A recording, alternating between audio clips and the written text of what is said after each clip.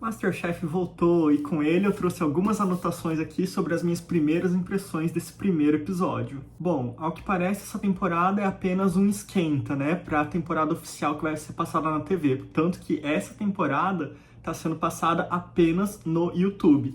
E a duração dela é bem menor comparada aos outros episódios, né? Geralmente os outros episódios têm de 1h30 a 2 horas de duração e essa durou mais ou menos meia hora. Os cenários e a edição continuam muito bonitos, né? Padrão MasterChef, porém não tão bonitos quanto a temporada de confeitaria que foi ano passado, porque realmente aquela temporada a questão de edição e cenários foi glamurosa. Teve uma coisa que me incomodou, que foi aquelas letras lá, né? No caso, as fontes. Eu não sei explicar a sensação que eu tive, eu só tive um incômodo ao ver aquelas letras tudo em caixa alta, né? E sem nenhum destaque, então talvez se colocasse um negrito em algumas palavras e outras não, ficaria mais bonito, né, de se ver. Mas só que aquele lá, tudo a mesma fonte, tudo do mesmo tamanho, não ficou legal. Tanto que a gente pode até, se for comparar com a temporada de confeitaria do ano passado, na confeitaria a gente tinha aquelas letras douradas, bonitas, com fundo roxo, né? Que ficou um contraste bem legal, deu aquele todo aspecto de luxo, né? Mas aqui, quando é confeitaria salgada, parece que não tem esse mesmo cuidado que tiveram. Falando dos participantes, né? Eu não conhecia nenhum dos participantes, por mais que seja a temporada do Creators, né? MasterChef Creators, eu não conhecia nenhum dos criadores que estavam ali. Mas também, parando pra pensar, né, em toda a temporada do MasterChef eu nunca conheço ninguém. Eu vou conhecendo ao longo do programa, que aí eu vou criando afinidade ou repúdio pelas pessoas. Eu gostei da Gi e daquela senhora lá que parece que ela faz comida de mãe, assim, né? O jeito que ela entrou na cozinha, o jeito que ela se posiciona, a postura dela, parece que é de cozinheira, assim, bem afetiva, né? Eu não lembro o nome dela, mas só que eu vou colocar aqui em algum lugar. De primeira impressão, eu gostei dessas duas. E por falar na Gi, né? Teve a mini prova que eles fizeram, que foi uma mini prova onde eles tinham que ir até umas malas, né? Porque todo o cenário estava montado de acordo com o patrocinador, que era a Latam, então estava tudo temático de viagem. E essa mini prova serviu justamente porque a próxima prova ia ser em duplas, então tinha essa mini provinha para poder definir quem ia escolher as duplas. E foi a Gi que ganhou, porque eles tinham que ir até as malas, né? Naquela tagzinha que fica na mala, e quem achasse a dourada, automaticamente essa pessoa teria a vantagem, né, de poder escolher a sua dupla e escolher as demais duplas. Nessa escolha de duplas, um dos participantes, assim, já ficou com a cara fechada, né, que é o Will, se eu não me engano. Ele começou a falar, né, que sempre escolhe, assim, na parte da estratégia, assim, escolher forte com fraco como estratégia. E, assim, toda competição é assim, né? Então, se eu tô com a vantagem ali de poder formar a minha dupla, né? Ou eu vou escolher alguém muito forte para garantir o mezanino, ou eu vou escolher alguém fraco, porque aí, se eu for forte e a pessoa for fraca, a gente consegue talvez subir pro mezanino. E mais pra frente, eu não tenho um oponente forte para enfrentar, eu vou ter esse oponente mais fraco, né? Então, não sei o que ele pensou ali, mas só que o MasterChef é um jogo, né? Na base da estratégia e da amizade. Tivemos uma chefe convidada, né? Que eu também não conhecia. A única coisa que eu conhecia desse programa eram os chefes jurados. Nem os apresentadores lá do Diva Depressão eu conhecia. Eu comecei a conhecer agora, né? Inclusive, são muito divertidos eles. Foi uma boa escolha colocar eles como apresentadores dessa vez. E essa chefe, ela foi lá para explicar, né, como que ela fez o menu e que ela valorizou muito os ingredientes aqui da América do Sul. E eu achei bem interessante que no avião existe um cardápio muito restrito, né? Eu até anotei aqui, né, que, por exemplo, as carnes, elas têm que ser muito bem cozidas, né? Não pode servir carne mal passada no avião. Evita-se muito alimentos crus, como sushi ou ovo cru, justamente pelo risco de contaminação, né? E, assim, alimentos que tenham muito líquido, que sejam muito ralos, né? Então, uma sopa que seja muito ralinha, eles evitam também para evitar derramar, né? Porque para limpar depois daria muito trabalho. Frituras também, eles evitam muito colocar fritura porque eles têm que pré-cozinhar tudo, né? E no avião eles só vão esquentar, né? Como se fosse a marmita que a gente faz assim e depois só coloca no micro-ondas. Então, a fritura, como ela tem que ter crocância, né? Automaticamente, se for feita antes, ela vai perder toda a crocância. E também alimentos com forte odor, né? Que tem um cheiro muito acentuado, o pessoal evita. E teve até uma prova do MasterChef que o tema era de aeronave, né? Aí tanto que foi até umas aeromoças lá. Eu lembro que, acho que foi o cardápio da Michelle que ganhou na 4ª temporada do MasterChef.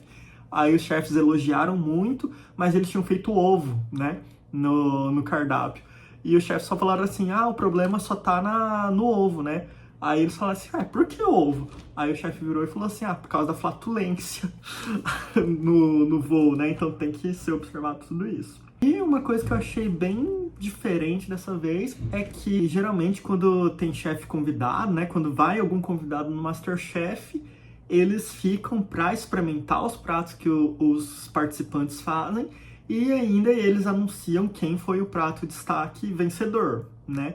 Mas dessa vez a chefe só foi embora mesmo, né? Então não entendi muito essa parte porque ela não ficou para provar. Não tivemos mercado nesse primeiro episódio, então foi meio que um episódio de caixa misteriosa, né? Temática, porque tudo já estava lá nas bancadas, então não teve aqueles 3 minutinhos de mercado. Essa prova, como eu disse antes, foi uma prova feita em duplas, né? E quando começou a prova, que foi 1 hora de duração, né, a prova, e assim que começou lá, teve uma mulher que perguntou para os chefes, gente, alguém sabe se tem secador de salada aqui? Sabe aquele secador que a gente compra nas lojas aí de importação? Que a gente fica girando, aí seca tudo as folhas.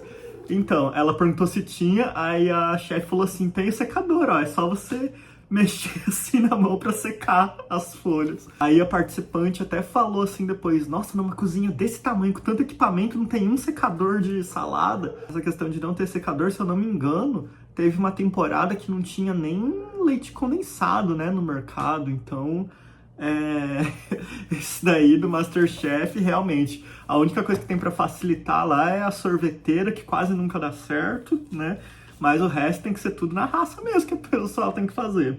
E depois o Jacan ainda, ele vai nas bancadas, né? Ele perguntou pra uma participante se ela tava nervosa, aí ela falou que tava, ele ofereceu um Rivotril, aí ela falou que já tinha tomado. Se eu não me engano, foi essa mesma participante também. Ela falou que estava super confortável, né? A mesma que falou que estava nervosa falou que estava super confortável por estar cozinhando com ingredientes da América do Sul, tanto que ela até estava vestida de onça pintada para combinar com a temática. E também nesse tempo, né, que nós tivemos entre os jurados conversando ali, passeando pelas bancadas, a dona Beth confundiu o nome do Will com Gil, né, que era a dupla dela. Depois que os chefes saíram ali perguntando, né, nas bancadas o que cada um ia fazer, eles voltaram pro palco e lá estavam junto com os 2 apresentadores. Assim como a Ana Paula Padrão fazia nas temporadas anteriores, perguntaram aos chefes o que eles iriam fazer.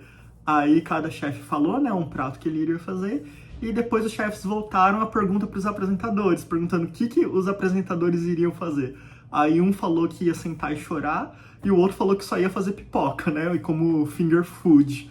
E a Helena ainda falou assim, olha, é uma boa opção no avião, né, pipoca. E no decorrer da prova tinha uma participante que ela tava demorando muito para descascar o milho, né, porque o milho tem várias camadas lá da espiga e ainda tem aquele cabelinho que você tem que tirar.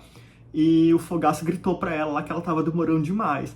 E às vezes eu concordo até com ela em demorar a descascar as coisas, porque aqui em casa mesmo tinha receita que eu ia descascar uma cebola, eu demorei alguns minutos, né, pra descascar e picar tudo. E a mulher ainda falou que foi a primeira vez que ela tinha pegado um milho tão fresco, né, então, assim, ok, é normal, é o primeiro episódio, né, então tá todo mundo meio tenso, então é normal demorar um pouquinho, é normal cortar o dedo ali, tudo tem a primeira vez. Nossa, e a parte do termômetro? Eu não sei porquê, mas só que nessa prova parecia que eles focaram tanto nos termômetros lá, todo mundo enfiando o termômetro lá no porco, no frango, pra ver a temperatura, né?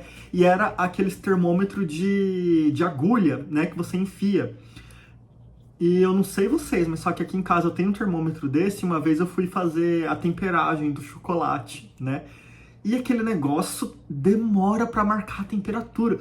Comigo nunca funciona. Eu prefiro ir no olhômetro mesmo, sentindo no dedo mesmo, do que ficar dependendo daquele termômetro, porque demora muito até atingir a temperatura lá ideal que precisa. Ele demora demais. Então, assim, pra mim nunca funcionou, né? Pra mim, assim, em vez de ficar esperando, eu prefiro ir no feeling mesmo, do que ficar esperando o termômetro marcar a temperatura. Pra mim nunca funcionou esse tipo de termômetro. Teve uma parte lá que o Fogaça também falou assim, eu quero um prato bonito, cheiroso, crocante, macio e suculento.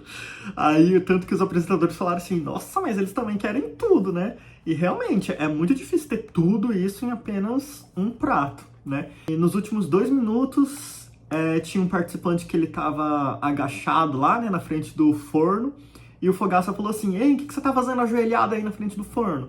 Aí ele falou que tava rezando, né? Aí o Fogaça falou o seguinte, que ele ia pegar o milho lá da mulher que tava descascando e jogar no chão pro cara ficar ajoelhado lá em cima do milho. E o Fogaça falou isso por quê? Porque ajoelhar no milho era uma espécie de castigo que tanto professores quanto pais autoritários davam aos filhos, né? Então, crianças, adolescentes eram submetidos a ficar ajoelhados no milho por minutos, talvez horas, né? Mas isso antigamente, porque hoje isso já é considerado uma prática de violência tanto física quanto psicológica. E se você souber de algum episódio disso, né? Se você souber alguém que está sofrendo, é possível denunciar, né? Tanto para a delegacia de polícia, quanto para o conselho tutelar, quanto para o Ministério Público. Agora a gente vai falar da fase do empratamento, né? E tinha um participante que na hora que estava empratando lá, ele pega o frango que estava com a casquinha crocante, né, com a pelezinha lá crocante, e ele me coloca a pele virada para baixo em contato com o creme que tinha lá. Então, isso não se faz, né? Porque vai perder toda a crocância. Então, tanto frango quanto peixe, quando tem a pelezinha crocante, é sempre importante colocar virada para cima. Pele sempre virada para cima. E agora para a parte final, que são as avaliações, né? Eu coloquei aqui que todos os pratos, realmente eu fiquei com vontade de comer, porque estavam muito bonitos mesmo os pratos. E o primeiro prato avaliado foi o frango, né? E os chefs reclamaram que tinha muito alho, né? Muito sabor de alho ali no prato. E depois a participante falou, né? Que ela só tinha colocado meio dentinho de alho. Aí, depois, o outro participante, que era a dupla dela, né, falou assim, cara, mas colocar alho cru é do tinhoso, que ele falou, né? E realmente, né, gente, se você coloca alho cru na comida, vai prevalecer todo aquele sabor de alho, né? Então, tanto que eles foram eliminados por causa disso, porque só dava pra sentir o alho ali no prato deles. O segundo prato avaliado foi o prato do porco, né? E o Fogaça, na hora da avaliação, ele sempre tá com aquele negócio, né? Assim, que ele perguntou pra eles, os participantes já estavam tensos, aí o Fogaça chega e pergunta pra eles, não sei o que vocês vieram fazer aqui no MasterChef, vocês acham que esse prato tá dentro do tema da prova? Aí os participantes já gelaram, né? Porque, assim, se você vê isso, uma crítica dessa de um chefe, você vai imaginar que você fez tudo errado, que você já é o eliminado do dia, né? Aí os participantes falaram assim, com medo, mas eles falaram assim, eu acho que tá no tema da prova sim. E o Fogaça virou e falou assim, eu também acho que tá no tema da prova. Aí ele gostou do prato, né? Mas só que gerou essa expectativa, né? Deu uma quebra de expectativa ao falar. Mas só que isso é comum no MasterChef, né? Muita gente, Fogaça já fez isso várias vezes, né? Então, no MasterChef é normal chefes induzirem a gente a uma coisa, mas só que eles, na verdade, queriam dizer outra. Totalmente normal. Foi essa dupla que ganhou. E o último prato avaliado foi o carré com crosta de milho. E foi um pratão, porque ele tava bem bonito e tava com muita quantidade. Então, era um prato bem farto, né? Que a gente chama. E assim, pra mim, todo prato tinha que ser daquele jeito, né? Porque assim, se eu vou num restaurante, se eu tô pagando ali pra comida, né? Eu espero que venha muita comida, né, no prato. Assim, não exagerado como prato de pedreiro, mas só que venha uma quantidade boa, né? Nada de vir aquela miserinha de comida. Até os chefes ficaram impressionados com o tanto de comida que tinha nesse prato, né? Porque eles pegaram lá o carré bem grandão, colocaram uma crosta em cima, colocaram bastante purê embaixo, né? E assim, o Jacan, na hora da avaliação, ele ainda perguntou, e esse crumble, né? E, como sempre, os participantes não entenderam o que ele estava falando, né? Aí o participante pegou e perguntou assim, esse o quê?